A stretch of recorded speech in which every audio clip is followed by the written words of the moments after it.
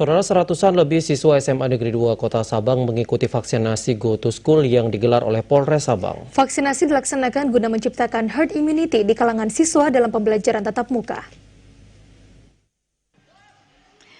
Program vaksinasi yang digelar oleh Polres Sabang itu diharapkan dapat meningkatkan antibodi siswa dari serangan virus COVID-19, di mana saat ini para siswa di Sabang sudah memasuki pola pembelajaran tatap muka dengan sistem shift.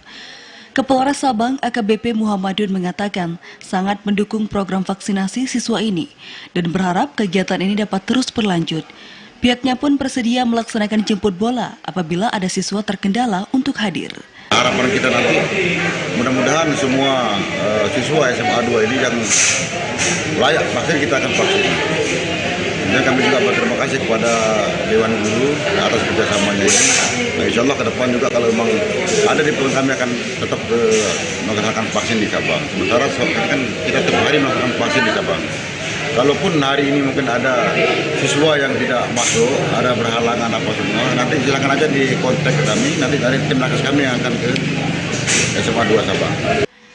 Vaksinasi yang digelar oleh Kepolisian Resort Sabang di SMA N2 ini melampaui target dari semula, yakni 70-an siswa yang mendaftar meningkat menjadi 100-an siswa. Hal ini dikatakan Kepala Sekolah SMA N2 Sabang, Suryadi, saat pelaksanaan kegiatan vaksinasi Go to School itu. Menurutnya hingga kini persentase siswa yang sudah divaksin di sekolah ini sudah mencapai 52% lebih dari 422 siswa keseluruhan. Alhamdulillah sesuai dengan laporan kami kemarin ke Bapak Kapolres Sabang bahwa kami minta untuk dilaksanakan vaksin di SMA Negeri 2 Sabang dengan jumlah 70 orang siswa dan sampai hari ini jam 1 sudah melebihi 100 orang sehingga kuota yang kami mintakan kemarin sudah bertambah di luar dugaan.